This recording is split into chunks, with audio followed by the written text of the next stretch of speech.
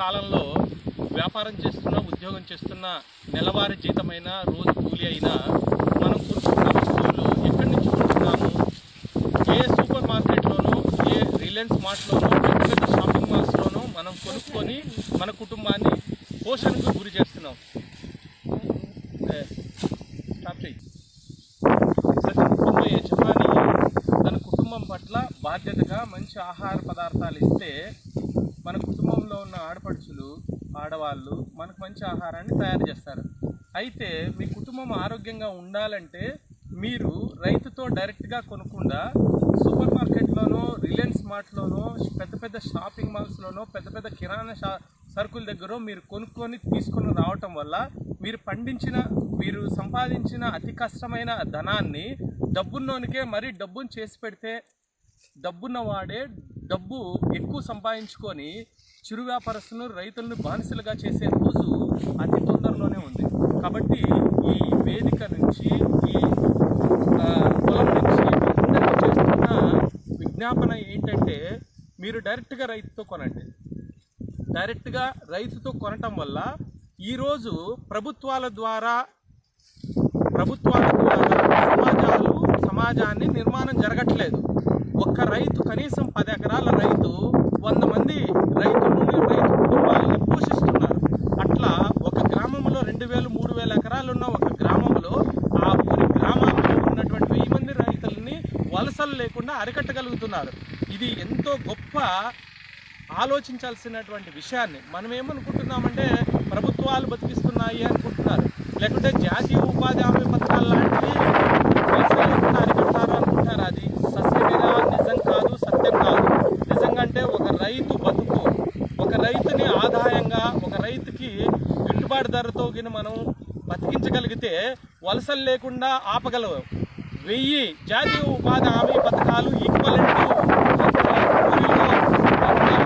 మంది రైతుల మనుగడతో సాధ్యమవుతుంది. కాబట్టి మీకు స్ట్రైట్గా చెప్తున్న అంశం ఏంటంటే మీరు కష్టపడిన ధనాన్ని సూపర్ మార్కెట్లోనో, రిలయన్స్ మార్ట్లోనో, ధనం ఉన్నవానితోనే కొనమాకండి. వాళ్ళు ధనవంతులైపోయి మనలందరినీ బానిసలుగా చేస్తారు. దయచేసి ఇలా చూస్తున్నటువంటి జొన్న గింజలు ఎంత కష్టపడితే వచ్చాయి తెలుసా?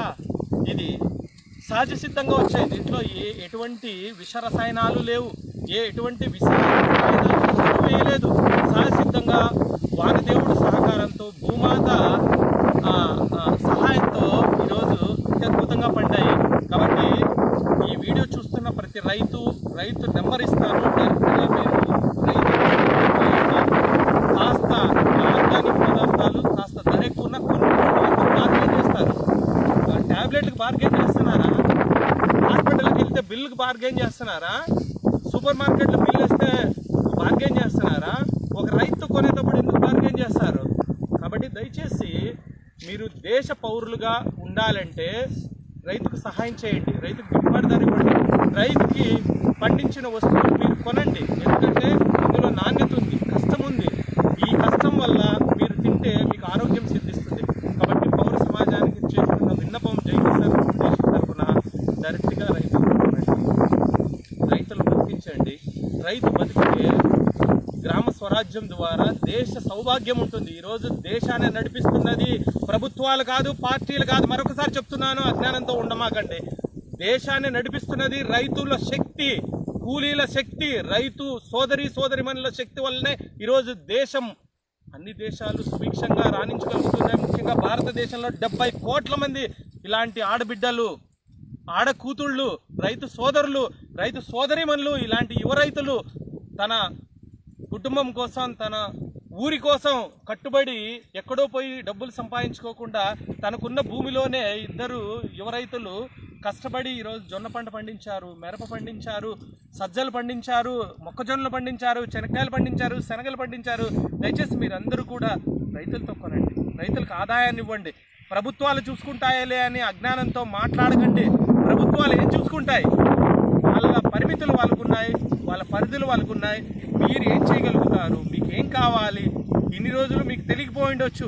ఈ వీడియోల ద్వారా మీకు ఏం కావాలన్నా మీకు అందించడానికి మీకు మీకు ఒక ఫోన్ కాల్ దూరంలో మీ కుటుంబానికి కావాల్సిన ఆహార పదార్థాలు అందించడానికి మేము ఎల్లవెల్లా ఉంటామని ఆకాంక్షిస్తూ రైతు వస్తువులు కొనండి, మీ కుటుంబాన్ని ఆరోగ్యమయం చేస్తారని ఆకాంక్షిస్తూ జై జవాన్ జై కిసాన్ సర్వే జనా సుఖినో భవంతు.